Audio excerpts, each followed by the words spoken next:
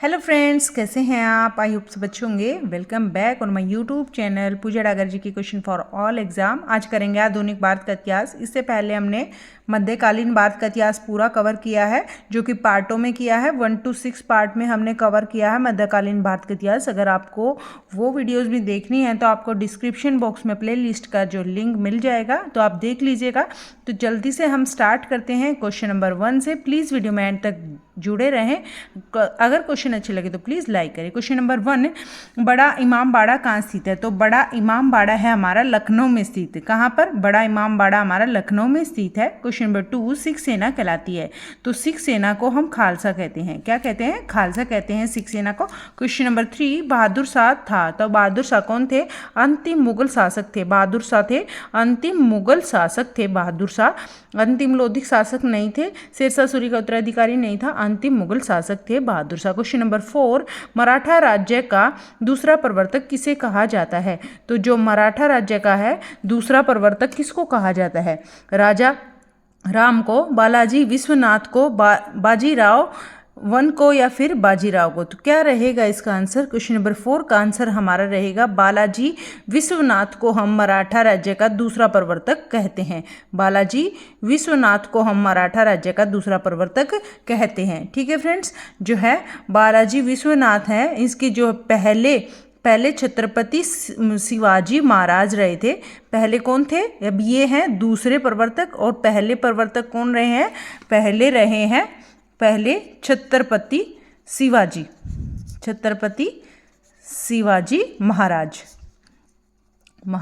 ठीक है, और जो कि मराठा साम्राज्य के ऐतिहासिक संस्थापक भी रहे हैं। कौन? छत्रपति शिवाजी महाराज मराठा साम्राज्य के ऐतिहासिक संस्थापक भी रहे हैं। ठीक है फ्रेंड्स, आगे चलते क्वेश्चन नंबर 5, लाल किले में मुगल अस्तित्व किसके पतन के साथ समाप्त हुआ? जो लाल किले में है मुगल अस्तित्व जो हुआ है वह किसके पतन के साथ समाप्त हुआ? तो औरंगजेब, या फिर मोहम्मद शाह, या फिर शाह आलम, या फिर बहादुर शाह जफर? तो क्या रहेगा इसका आंसर?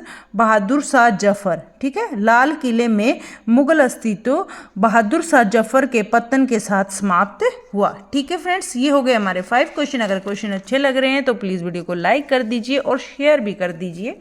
चैनल पर नए हैं तो प्लीज़ सब्सक्राइब कर लीजिए। ऐसे ही हम डेली जीके क्वेश्चंस करते हैं। पूरे 8 बजे हमारी क्लास स्टार्ट हो जाती है, तो प्लीज़ क्लास को अटेंड करें।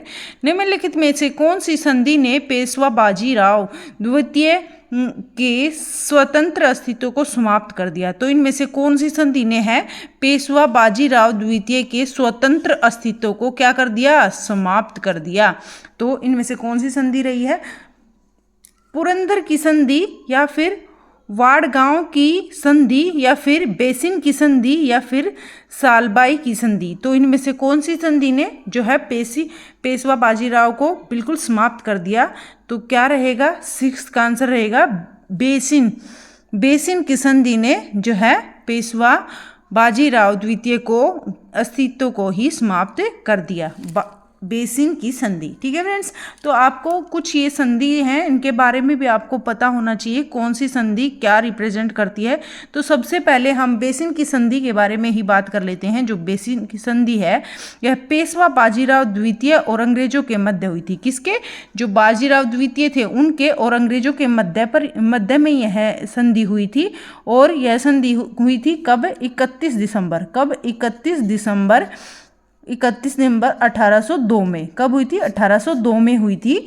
और इस संधि के तहत पेशवा ने 6000 अंग्रेजी सैनिकों को एक टुकड़ी जो है पूना में रखना स्वीकार किया था। 6000 अंग्रेजों को, कितने? 6000 जो अंग्रेज थे उनको पुणे में रखने को स्वीकार कर लिया था। और जो गुजरात, ताप्ती और तुंगभद्रा नदी है उनके सभी समीपवर्तीय क्षेत्र राजस्व और 26 लाख कंपनी को ही दे दिए। गुजरात, ताप्ती और तुंगभद्रा नदी के सभी समीपवर्तीय क्षेत्र थे वो सारे अंग्रेजों को दे दिए। ठीक है फ्रेंड्स, तो इस संधि ने है पेशवा राव द्वितीय के अस्तित्व को ही समाप्त कर दिया। ठीक है फ्रेंड्स, तो बेसिन की संधि शायद आपको समझ में आ गई होगी। पेशवा बाजीराव द्वितीय और अंग्रेजों के बीच में यह संधि हुई थी और यह संधि 1802 में हुई थी। और इस संधि में क्या हुआ था, जो है बाजीराव ने एक टुकड़ी थी किसकी, अंग्रेजों के सेना की, 6000 अंग्रेज थे, उनको पुणे में रखना स्वीकार कर लिया था और जो गुजरात, ताप्ती और तुंगभद्रा नदी के सभी सीमावर्ती क्षेत्र का राजस्व कंपनी को सौंप दिया था। उसके बाद आपको ये पता होना चाहिए पुरंदर की संधि क्या होती है और वाडगांव की संधि क्या होती है और सालबाई की संधि क्या होती है। तो ये क्या संधियाँ थी, तो इनके बारे में जान लेते हैं। जो पुरंदर की संधि है, यह क्या संधि थी, मुगल साम्राज्य के सेनापति राजपूत शासक जय सिंह प्रथम और मराठा छत्रपति शिवाजी महाराज के बीच हुई। किसके किसके, पुरंदर की संधि किसके बीच में हुई, जय सिंह। जय सिंह कौन थे, जय सिंह थे एक राजपूत, और किसके बीच, मराठा जो है छत्रपति शिवाजी, इन दोनों के बीच यह संधि हुई। छत्रपति शिवाजी और जयसिंह के, और जो जयसिंह थे वो थे क्या थे, राजपूत थे, और ये थे मराठा। इन दोनों के बीच यह संधि हुई। कब हुई, 1665 में हुई यह संधि, और यह हुई 11 जून 1665 में। 11 जून 1665 में यह संधि हुई। और इस संधि में क्या हुआ था, जो है जयसिंह द्वारा पुरंदर किले की घेराबंदी करने के बाद शिवाजी को समझौते पर हस्ताक्षर करने के लिए मजबूर कर दिया। किसने, जयसिंह ने मजबूर कर दिया किसको, छत्रपति शिवाजी को, और पूरे किले को, जो पुरंदर का किला था उसको घेर लिया था, जिसकी वजह से जो है जयसिंह ने घेर लिया था, तो शिवाजी ने क्या करना पड़ा, झुकना पड़ा और संधि करनी पड़ी, पुरंदर की संधि। ठीक है फ्रेंड्स, ये होगी हमारी पुरंदर की संधि।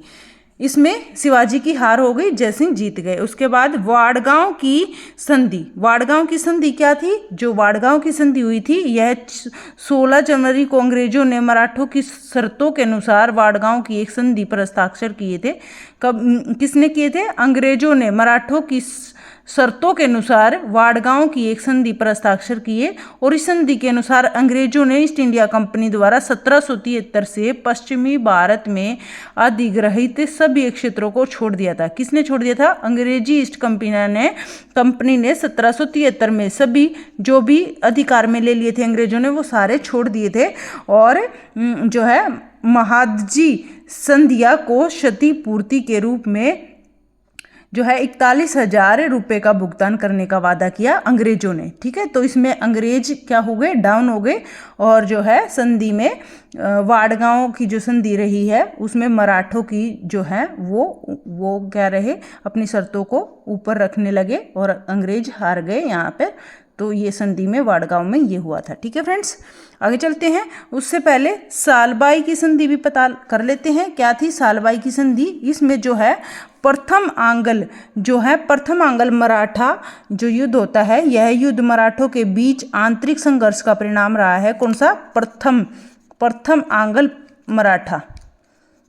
आंगल मराठा जो है, यह जो युद्ध हुआ था प्रथम आंगल मराठा, यह युद्ध मराठों के बीच आंतरिक संघर्ष का परिणाम रहा है, और जिसमें प्रथम आंगल मराठा युद्ध को समाप्त किया। इस युद्ध को किस में कर दिया, इस संधि में क्या कर दिया, समाप्त कर दिया इस युद्ध को। और जिस पर ब्रिटिश इंडिया कंपनी और मराठों के बीच 17 मई 1782 कब 1782 को हस्ताक्षर हुए। इस संधि पर 1782 को हस्ताक्षर हुए और क्या हो गया, सुलझाव हो गया। ठीक है फ्रेंड्स, आंगल मराठा और अंग्रेजों के बीच। ये हो गए हमारा 6 क्वेश्चन में। पुरंदर की संधि आपको समझ में आ गई होगी, वाडगांव की संधि भी आपको समझ में आ गई होगी, बेसिन की संधि और सालबाई की संधि सारे आपको समझ में आ गए होंगे। तो मेन क्या है वो मैंने आपको बता दिया है। 7वां क्वेश्चन देखते हैं। पानीपत में मराठे पराजित हुए क्योंकि, पानीपत में मराठे पराजित क्यों हुए थे? मराठे वीरता से नहीं लड़े, ये गलत है। मराठे शक्ति में अफगानों के बराबर नहीं थे, या फिर मराठा सेना के पास खाद्यापूर्ति की कमी कमी थी, ये भी नहीं है। स्थानीय जनता ने मराठों को बाहरी लोग माना नहीं, मराठे शक्ति में अफगानों के बराबर नहीं थे, इसलिए जो है पानीपत के युद्ध में मराठे पराजित हो गए। ठीक है फ्रेंड्स, ये हो गए क्वेश्चन हमारे 7। अगर 7 क्वेश्चन अच्छे लग रहे हैं, यहाँ तक क्वेश्चन अच्छे लग रहे हैं तो प्लीज़ वीडियो को लाइक कर दीजिए और शेयर भी कर दीजिए। चैनल पर नए हैं तो प्लीज़ सब्सक्राइब कर लीजिए। क्वेश्चन नंबर 8, रणजीत सिंह की राजनीतिक राजधानी लाहौर थी। तो रणजीत सिंह की जो है राजनीतिक राजधानी क्या थी? लाहौर। ये भी याद रखना है आपको, क्वेश्चन से भी आंसर बन रहा है। किस नगर को उसकी धार्मिक राजधानी कहा जाता था? तो कौन सा ऐसा नगर था जिसमें उनकी धार्मिक राजधानी किसे कहा जाता था? अमृतसर, गुजरावाला या फिर आनंदपुर साहिब या पेशवार। तो क्या रहेगा इसका आंसर? 8 का आंसर हमारा रहेगा अमृतसर, जो है उसको धार्मिक राजधानी कहा जाता था। रणजीत सिंह की राजनीतिक राजधानी लाहौर थी और धार्मिक राजधानी अमृतसर थी। ठीक है फ्रेंड्स, आगे चलते हैं। क्वेश्चन नंबर 9, नाना साहिब के नाम से कौन प्रसिद्ध था? तो नाना साहिब के नाम से कौन प्रसिद्ध था? बाजीराव प्रथम, बाजीराव या फिर बालाजी विश्वनाथ या फिर माधव राव। तो कौन नाना साहिब के नाम से प्रसिद्ध था? क्वेश्चन नंबर 9 का आंसर रहेगा हमारा बाजीराव थे। बाजीराव नाना साहिब के नाम से प्रसिद्ध थे। क्वेश्चन नंबर 10, किस गवर्नर जनरल ने रोपड़ में रणजीत सिंह का बड़े सम्मान के साथ स्वागत किया था? तो किस गवर्नर जनरल ने रोपड़ में रणजीत सिंह का बड़े सम्मान के साथ स्वागत किया था? मिंटो प्रथम ने, विलियम बेंटिंग ने या हेस्टिंग्स ने या फिर ऑकलैंड ने? तो क्या रहेगा इसका आंसर? 10th का हमारा आंसर रहेगा विलियम बेंटिंग ने, जो है विलियम बेंटिंग गवर्नर जनरल ने रोपड़ में रणजीत सिंह का सम्मान के साथ स्वागत किया था। क्वेश्चन नंबर 11, अंग्रेजों ने अपनी पहली फैक्ट्री कहाँ स्थापित की? सबसे पहली फैक्ट्री अंग्रेजों ने कहाँ पर स्थापित की? मुंबई, सूरत या फिर सूतनती या फिर मद्रास। तो क्या रहेगा इसका आंसर? 11 का आंसर रहेगा सूरत में सबसे पहले अंग्रेजों ने अपनी फैक्ट्री स्थापित की। 11 क्वेश्चन अपने हो चुके हैं फ्रेंड्स। आगे चलते हैं 12th क्वेश्चन पर। प्लीज़ वीडियो में एंड तक जुड़े रहें। क्वेश्चंस बहुत ज़्यादा इंपॉर्टेंट है, जो बार बार रिपीट होते हैं एग्जाम में, तो सारे क्वेश्चन इंपॉर्टेंट है। क्वेश्चन नंबर 12, अंग्रेजों ने निम्नलिखित स्थानों पर किस क्रम में अपने व्यापार केंद्र स्थापित किए? इसका सही कालानुक्रम कीजिए। तो इसका रहेगा कलकत्ता, मुंबई, मद्रास, सूरत या मुंबई, मद्रास, सूरत, कलकत्ता, सूरत, मद्रास, मुंबई, कलकत्ता, सूरत, मद्रास, कलकत्ता, मुंबई। तो सबसे पहले अंग्रेजों ने कहाँ पर स्थापित किया था अपना व्यापार? क्वेश्चन नंबर 12 का आंसर रहेगा सूरत। सबसे पहले कहाँ किया था? सूरत। सूरत के बाद मद्रास, मद्रास के बाद मुंबई, मुंबई के बाद कोलकाता। तो आपको याद रखना है ये वाला हमारा आंसर ठीक रहेगा, सी। सूरत, मद्रास और मुंबई और कलकत्ता। मुंबई कलकत्ता, कलकत्ता मुंबई नहीं, मुंबई कलकत्ता, सूरत मद्रास, मुंबई कलकत्ता। ये हो गए हमारे सीरीज में जिसमें व्यापार केंद्र स्थापित किए थे अंग्रेजों ने सही क्रम में। पहले सूरत में किया, फिर मद्रास में, फिर मुंबई में, फिर कोलकाता में। क्वेश्चन नंबर 13, निम्नलिखित में से किस घटना ने ब्रिटिश ईस्ट इंडिया कंपनी को बंगाल सूबे का वास्तविक स्वामी बना दिया? तो किस घटना ने, कौन सी ऐसी घटना हुई जिसमें ब्रिटिश ईस्ट इंडिया कंपनी को जो है बंगाल सूबे का वास्तविक स्वामी बना दिया? बक्सर की लड़ाई 1764 में, प्लासी की लड़ाई 1757 में या फरूख सियर का फरमान 1717 में, इब्राहिम खान का फरमान 1690 में? तो क्या इसका आंसर रहेगा? 13 का आंसर रहेगा बक्सर की लड़ाई 1764 में। बक्सर की लड़ाई हुई थी 1764 में। इसने जो है, इस घटना ने ब्रिटिश ईस्ट इंडिया कंपनी को बंगाल सूबे का वास्तविक स्वामी बना दिया, बक्सर की लड़ाई 1764 ने। तो ये भी याद रखना है बक्सर की लड़ाई कब हुई? 1764 में। और प्लासी की लड़ाई कब हुई? 1757 में प्लासी की लड़ाई हुई। बक्सर की लड़ाई 1764, प्लासी की लड़ाई 1757। और फरूख सियर का फरमान 1717 में, इब्राहिम खान का फरमान 1690 में। क्वेश्चन नंबर 14, पूर्व में पुर्तगालियों का पहला वायसराय था? तो पूर्व में जो है पुर्तगालियों का पहला वायसराय था, कौन था? अल्बुकर्क या फिर जोवा डी कैस्ट्रो या फिर सी फ्रांसिस्को डी अल्मेडिया या फिर नूनो डा कुन्हा। तो क्या रहेगा इसका आंसर? पूर्व में पुर्तगालियों का पहला वायसराय कौन रहा था? क्वेश्चन नंबर 14 का आंसर रहेगा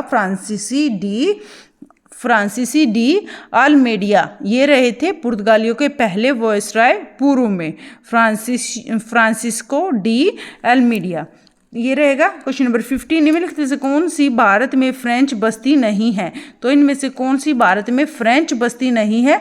पांडिचेरी, माहे, गोवा, चंदर नगर। तो क्या रहेगा इसका आंसर? इसका आंसर हमारा रहेगा जो है 15 का, गोवा जो है भारत में फ्रेंच बस्ती नहीं है, और पांडिचेरी, माहे, चंद नगर ये सारी फ्रेंच बस्ती में आती हैं। क्वेश्चन नंबर 16, भारत में प्रमुख फ्रांसीसी बस्ती बताइए। तो भारत की जो है प्रमुख फ्रांसीसी बस्ती बताइए। गोवा, दमन, पांडिचेरी, कोचीन। तो क्या रहेगा इसका आंसर? पांडिचेरी जो है फ्रांसीसी बस्ती सबसे प्रमुख, कौन सी सबसे प्रमुख फ्रांसीसी बस्ती है? पांडिचेरी। याद रखना है आपको। क्वेश्चन नंबर 17, भारत में सबसे पहले आने वाले और सबसे बाद में जाने वाले थे। तो भारत में सबसे पहले कौन आया और सबसे बाद में कौन गया? तो पुर्तगाली, अंग्रेज, फ्रांसीसी, डच। तो इसमें से आंसर रहेगा पुर्तगाली सबसे पहले जो है भारत में आए थे। पुर्तगाल की जो है सबसे पहले भारत में आए और सबसे बाद में भारत से गए पुर्तगाली। ठीक है फ्रेंड्स, 17 अपने क्वेश्चन हो चुके हैं। अगर क्वेश्चन अच्छे लग रहे हैं तो प्लीज़ वीडियो को लाइक कर दीजिए और शेयर भी कर दीजिए। चैनल पर नए हैं तो प्लीज़ सब्सक्राइब भी कर दीजिए। क्वेश्चन नंबर 18, भारत के लिए समुद्री मार्ग की खोज का श्रेय किसे जाता है? तो भारत में जो है समुद्री मार्ग की खोज का श्रेय किसे जाता है? फ्रांसीसियों को या फिर पुर्तगालियों को या डच को या अंग्रेजों को? क्वेश्चन नंबर 18 का आंसर रहेगा पुर्तगालियों को जाता है समुद्री मार्ग की खोज का श्रेय। ठीक है फ्रेंड्स, निम्नलिखित में से कौन सा भारत आने वाला पहला अंग्रेज जहाज है? तो पहला भारत में आने वाला पहला अंग्रेज जहाज। ठीक है फ्रेंड्स, ये क्या था? एलिजाबेथ या फिर रेड ड्रैगन या फिर बंगाल या फिर मैफ्लावर। तो क्या रहेगा इसका आंसर? क्वेश्चन नंबर 19 का आंसर रहेगा रेड ड्रैगन। ये रहेगा, ये जहाज था अंग्रेजों का रेड ड्रैगन। यह भारत में सबसे पहली बार आया था। Question number 20, French east India company का गठन कब हुआ था? जो फ्रेंच ईस्ट इंडिया कंपनी है उसका गठन हुआ था 1664 में। कब हुआ था? 1664 में। क्वेश्चन नंबर 21, अंग्रेजों द्वारा स्थापित प्रथम व्यापार केंद्र कौन सा था? तो पहले जो व्यापार केंद्र था सबसे पहले कौन सा शुरू किया था अंग्रेजों ने? सूरत। ये भी आपको याद हो गया होगा। क्वेश्चन नंबर 22, किस राजा के प्रदेश में पुर्तगालियों ने भारत भूमि पर अपने प्रथम दुर्ग का निर्माण किया? तो कालीकट, दमन, कोचीन, बीजापुर। तो क्या रहेगा इसका आंसर? क्वेश्चन नंबर 22 का आंसर रहेगा कोचीन। ये किस राजा के प्रदेश में जो है पुर्तगालियों ने भारत भूमि पर अपने प्रथम दुर्ग का निर्माण किया? पुर्तगालियों ने भारत भूमि पर अपने प्रथम दुर्ग का निर्माण किया, यह है कोचीन राजा के प्रदेश में। ठीक है फ्रेंड्स, क्वेश्चन नंबर 23, निम्नलिखित वह पुर्तगाली कौन था जिसने गोवा पर अधिकार किया? तो इनमें से कौन सा पुर्तगाली था जिसने गोवा पर अधिकार किया? तो देख लेते हैं। फ्रांसिस्को डे अल्मीडा या फिर अल्फोनेसो डे अल्बुर्क या फिर वास्को डी गामा या फिर डी रोबर्टो डे नाबिली। तो क्या रहेगा इसका आंसर? क्वेश्चन नंबर 23 का आंसर रहेगा हमारा अल्फोनेसो डी अल्बुकर्क। ठीक है, अल्फोनेसो डी अल्बुकर्क एक पुर्तगाली थे जिन्होंने गोवा पर अधिकार किया था।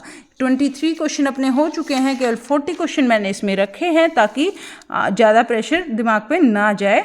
तो प्लीज़ वीडियो में तक जुड़े रहें। केवल कुछ ही क्वेश्चन अपने बाकी हैं। निम्नलिखित में से कौन सा स्थान है भारत में पुर्तगालियों का मुख्यालय था? तो कौन सा स्थान भारत में पुर्तगालियों का मुख्यालय था? कोचीन, गोवा, कालीकट या फिर कन्नौर। तो क्या रहेगा इसका आंसर? क्वेश्चन नंबर 24 का आंसर रहेगा गोवा था। गोवा स्थान ऐसा था जो भारत में पुर्तगालियों का मुख्यालय था। भारत में पुर्तगालियों का मुख्यालय गोवा। क्वेश्चन नंबर 25, भारत में पुर्तगाली सत्ता की वास्तविक नींव रखने वाले महानतम पुर्तगाली गवर्नर थे? इनमें से कौन महानतम पुर्तगाली जो थे गवर्नर थे जो है पुर्तगाली सत्ता की वास्तविक नींव रखने वाले महानतम पुर्तगाली गवर्नर कौन थे? अल्मेडा, फ्रांसीसी या ड्रैक या फिर अल्बुकर्क या फिर वास्को डी गामा। तो क्या रहेगा इसमें से आंसर? हमारा 25 का आंसर रहेगा अल्बुकर्क थे जो है वास्तविक नींव रखने वाले पुर्तगाली गवर्नर। याद रखना है आपको, ये मोस्ट इंपॉर्टेंट क्वेश्चन है, काफ़ी बार रिपीट हो गया है। अंग्रेजों द्वारा कलकत्ता में निर्मित दुर्ग का नाम क्या था? जो अंग्रेजों द्वारा कलकत्ता में निर्मित दुर्ग था उसका नाम क्या था? तो फोर्ट सेंट डेविस या फोर्ट विलियम या फोर्ट सेंट एड्रयू या फिर फोर्ट विक्टोरिया। तो क्या रहेगा इसका आंसर? 26 का आंसर रहेगा फोर्ट विलियम।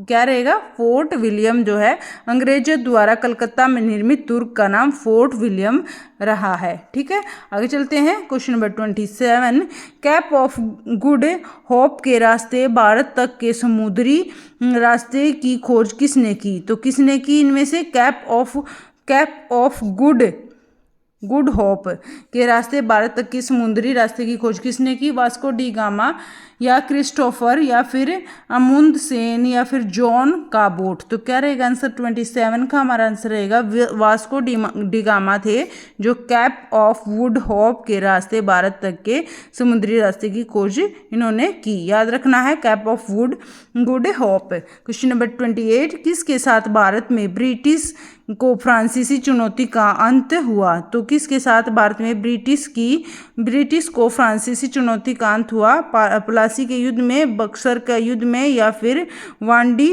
वास का युद्ध या फिर श्रीरंगपट्टनम का युद्ध। तो क्या रहेगा आंसर? 28 का आंसर रहेगा वांडी वास का युद्ध। इस युद्ध में जो है इसके साथ भारत में ब्रिटिश को फ्रांसीसी चुनौती का अंत हुआ। ठीक है, ये देख लेते हैं। प्लासी का जो युद्ध हुआ है यह है 1757 में हुआ था। मैंने बताया था आपको 1757 में, और ये भी हम क्वेश्चन कर चुके हैं। मैंने बताया था ये क्वेश्चन भी जो है बक्सर का युद्ध कब हुआ था बक्सर का युद्ध? तो जो बक्सर का युद्ध हुआ था 1764 में हुआ था। तो सबसे पहले प्लासी के युद्ध के बारे में जान लेते हैं। जो प्लासी का युद्ध हुआ था यह ब्रिटिश ईस्ट इंडिया कंपनी और जो बंगाल के नवाब थे उनके बीच हुआ था। ब्रिटिश ईस्ट इंडिया कंपनी जो है उसके रॉबर्ट क्लाइव जो है नेतृत्व करने वाले थे और बंगाल के नवाब सिराजुद्दौला थे। तो इसमें से जो है अंग्रेजों की जो ब्रिटिश ईस्ट इंडिया कंपनी है वो जीत गई थी और सिराजुद्दौला जो थे बंगाल के नवाब वो हार गए थे। तो आपको प्लासी के युद्ध का पता होना चाहिए। अंग्रेज और किसके बीच में? अंग्रेज और बंगाल के नवाब के बीच में हुआ था। बंगाल के नवाब कौन? सिराजुद्दौला। ठीक है, सिराजुद्दौला और अंग्रेज यह है ब्रिटिश ईस्ट इंडिया कंपनी, इन दोनों के बीच हुआ। और जो ये है सिराजुद्दौला बंगाल के नवाब ये हार गए। ठीक है, अंग्रेज जीत गए। तो ये हो गया हमारा प्लासी का युद्ध। प्लासी के युद्ध के बाद हम थोड़ा सा जान लेते हैं बक्सर का युद्ध जो हुआ था। बक्सर का युद्ध हुआ था किस किस के बीच में हुआ था? बक्सर का युद्ध ये है हमारा कब हुआ था ये भी पता होना चाहिए। 1764 में हुआ था और यह ईस्ट इंडिया कंपनी के जो और नवाबों की सेना के बीच में लड़ा गया था। तो इसमें से अंग्रेजों की जीत हुई थी। तो पता होना चाहिए नवाबों के बीच और अंग्रेजों के बीच हुआ जिसमें से अंग्रेजों की जीत हुई थी। तो ये आपको पता होना चाहिए। उसके बाद वांडीवास का युद्ध। यह वांडीवास का युद्ध कब हुआ था? यह 1760 में हुआ था। वांडीवास का युद्ध 1760 में। और जो 1760 में जो वांडीवास का युद्ध हुआ था यह भारत में ब्रिटिश और फ्रांस के बीच की लड़ाई थी। किसके बीच? ब्रिटिश और फ्रांस के बीच की लड़ाई थी।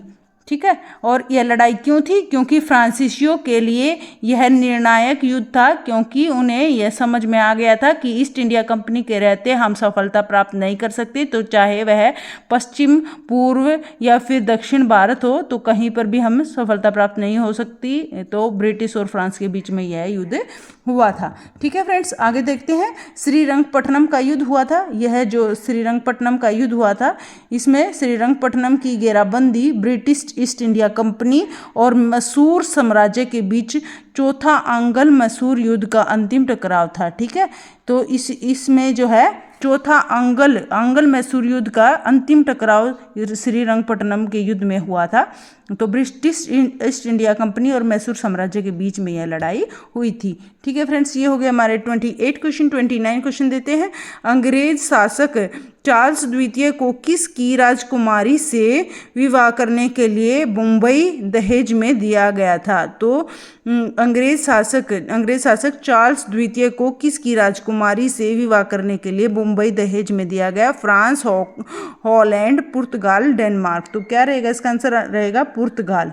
ठीक है, अंग्रेज शासक चार्ल्स द्वितीय को पुर्तगाल राजकुमारी से विवाह करने के लिए मुंबई दहेज में दिया गया। ये हो गए हमारे 29 क्वेश्चन। 30 क्वेश्चन देख लेते। प्लीज़ वीडियो में एंड तक जुड़े रहें, बहुत अच्छे क्वेश्चंस हैं जो बार बार रिपीट होते हैं एग्जाम में। पुर्तगाली यात्री वास्को डिगामा का कालीकट, तो जो पुर्तगाली यात्री थे वास्को डिगामा, कालीकट आने पर भव्य स्वागत करने वाला भारतीय राजा कौन रहा है? तो क्या रहेगा? ए असफ जहां, इस्माइल मुल्क, या फिर देवराय, या जमोरिन, या फिर कृष्ण देवराय। तो इसमें से आंसर रहेगा जमोरिन राजा ने स्वागत किया था वास्को डिगामा का। तो आगे चलते हैं। क्वेश्चन नंबर 31 है, भारत में डच का सबसे प्रारंभिक उपनिवेश कहाँ था? तो सबसे पहले जो डच थे उनका प्रारंभिक उपनिवेश कहाँ पर था? मछलीपट्टनम में, या फिर पुलिकट में, या फिर सूरत में, या अहमदाबाद में। तो 31 का क्या आंसर रहेगा हमारा? पुलिकट। पुलिकट में जो है डच का सबसे प्रारंभिक उपनिवेश था पुलिकट। ये याद रखना आपको, इंपॉर्टेंट क्वेश्चन। 32 क्वेश्चन, पांडिचेरी का वह फ्रांसीसी राज्यपाल कौन था जिसने फ्रेंच कंपनी को एक शक्तिशाली कंपनी बनाने का प्रयास किया? कि कौन सी कंपनी को? फ्रेंच कंपनी को क्या बनाने का? शक्तिशाली बनाने का। पांडिचेरी का एक फ्रांसीसी राज्यपाल कौन था? वो फ्रांसीसी राज्यपाल जिसने फ्रेंच कंपनी को शक्तिशाली कंपनी बनाने का प्रयास किया। थॉमस हॉर्थर कम्ट द लैली, या फिर बी गोडेह्यू, या फिर सी ला बुर्दोने, या फिर डी जोसेफ फ्रांसवा डुप्ले। तो क्या रहेगा इसका आंसर? 32 का हमारा आंसर रहेगा जोसेफ फ्रांसवा डुप्ले ने जो है फ्रेंच कंपनी को एक शक्तिशाली कंपनी बनाने का प्रयास किया। Joseph Francois Dupleix. Question number 33, Bharat के लिए समुद्री मार्ग की खोज करने वाला प्रथम देश कौन सा था? समुद्री मार्ग की खोज करने वाला पहला देश कौन था? पुर्तगाल, Dutch, France, Britain. I think आपको समझ में आ गया होगा। सबसे पहले कौन आए थे? पुर्तगाल आए थे, जिसमें से वास्को डिगामा आया था सबसे पहले, 1498 में आया था। तो पुर्तगाल आएगा सबसे पहले समुद्री मार्ग को खोजने वाले। क्वेश्चन नंबर 34, कौन से पुर्तगाली नेता ने ब्लू वाटर पॉलिसी शुरू की थी? तो ब्लू वाटर पॉलिसी किसने शुरू की थी? पुर्तगाल नेता ने शुरू की थी। और वो कौन से पुर्तगाल नेता थे? ब्लू वाटर पॉलिसी जिसने शुरू की थी। फ्रांसिस्को डी अल्मोड़ा, या फिर अल्फोसो डी अल्बुकर्क, या फिर सी फ्रांसीसी कैरन, या फिर डी फ्रांसीसी मार्टिन। तो क्या रहेगा इसका आंसर? 34 का हमारा आंसर रहेगा फ्रांसीसी D Almora. Francisco de Almora रहे हैं ब्लू वाटर पॉलिसी पुर्तगाल नेता जिन्होंने दी। क्वेश्चन नंबर 35 क्वेश्चन, किस समय 1761 में पानीपत की तीसरी लड़ाई में अहमद शाह अब्दाली ने मराठों को हराया? उस समय दिल्ली के शासक कौन थे? तो किसने तीसरी लड़ाई किसमें 1761 में हुई थी? तीसरी लड़ाई तो पानीपत की तीसरी लड़ाई हुई थी 1761 में, और जिसमें अहमद शाह अब्दाली ने मराठों को हरा दिया था। उस समय दिल्ली के जो थे शासक कौन थे वो पूछे हैं। आलमगीर द्वितीय, या फिर बी जहांदार शाह, या फिर सी मोहम्मद शाह, या फिर शाह आलम द्वितीय। तो क्या रहेगा आंसर? 35 का हमारा आंसर रहेगा शाह आलम द्वितीय। ये थे हमारे उस समय दिल्ली के शासक शाह आलम द्वितीय। क्वेश्चन नंबर 36, की संधि के तहत ब्रिटिश कंपनी को मुगल शासक शाह आलम द्वितीय को से बंगाल, बिहार और उड़ीसा की दीवानी का अधिकार प्राप्त हुआ था? तो अवध की संधि में, अलीनगर की संधि में, कलकत्ता की संधि में, इलाहाबाद की संधि में। तो 36 का आंसर रहेगा इलाहाबाद की संधि जो हुई थी उसमें जो है शाह आलम द्वितीय से जो है बंगाल, बिहार और उड़ीसा की दीवानी का अधिकार प्राप्त हुआ था। आगे चलते क्वेश्चन नंबर 37, मोस्ट इंपॉर्टेंट है, बहुत बार ये क्वेश्चन रिपीट होता है एग्जाम में। मुर्शिद कुली खां अली वर्दी खां और सिराजुद्दौला कहाँ के नवाब थे? तो ये तीनों कहाँ के नवाब थे? लखनऊ, कालीकट, बंगाल, वाराणसी। तो 37 का आंसर रहेगा ये बंगाल के जो है नवाब थे। मुर्शीद कुली खां, अली वर्दी खां और सिराजुद्दौला तीनों के तीनों बंगाल के नवाब थे। क्वेश्चन नंबर 38, पुर्तगाली खालिस्तान की तलाश में भारत आए। पुर्तगाली किस चीज़ की तलाश में भारत में आए? ये आए हमारे मसलिन कपड़ा या मलमल के कपड़े के लिए, मजदूरों के लिए, मसाले के लिए या फिर सोना के लिए। तो मसालों की खोज में जो है पुर्तगाली भारत में आए थे। 38 का आंसर रहेगा। क्वेश्चन नंबर 39, बंगाल में द्वैध शासन तंत्र की शुरुआत किसने की थी? तो द्वैध शासन तंत्र की शुरुआत किसने की थी? रॉबर्ट क्लाइव ने, रॉबर्ट वेलेस्ली ने या फिर वारेल हेस्टिंगस ने या फिर डी जॉन एडम्स ने। क्या रहेगा इसका आंसर? 39 का आंसर रहेगा रॉबर्ट क्लाइव। रॉबर्ट क्लाइव जो है बंगाल में द्वैध शासन तंत्र की शुरुआत की रॉबर्ट क्लाइव ने। ठीक है फ्रेंड्स, ये हमारे 39 क्वेश्चन हो चुके हैं, केवल 1 क्वेश्चन बाकी है। और क्वेश्चन नंबर 40, 1857 के विद्रोह के दौरान बहादुर शाह ने किसे साहब ए आलम बहादुर का खिताब दिया? तो 1857 के विद्रोह के दौरान बहादुर शाह ने किसे शाह ए आलम बहादुर का खिताब दिया? नाना साहिब को, बख्त खान को या बिरजिस कादिर को या फिर जॉन एडम्स को? क्या रहेगा इसका आंसर? तो ये रहेगा बख्त खान को। ठीक है, ये हो गए हमारे 40 question. Thank you so much video में एंड तक जुड़े रहने के लिए, थैंक यू। और कल मिलते हैं नेक्स्ट वीडियो में। अगर आपको किसी भी टॉपिक पर वीडियो चाहिए तो प्लीज़ कमेंट बॉक्स में मेंशन करें आगे। तब तक के लिए आप अपना ख्याल रखें। Bye bye, take care. आगे करेंगे कल नेक्स्ट पार्ट में। तब तक के लिए bye bye, good night. Please video को लाइक करके जाएं, शेयर करें ज़्यादा से ज़्यादा। और अगर चैनल पर नए हैं तो प्लीज़ सब्सक्राइब कर लें चैनल को।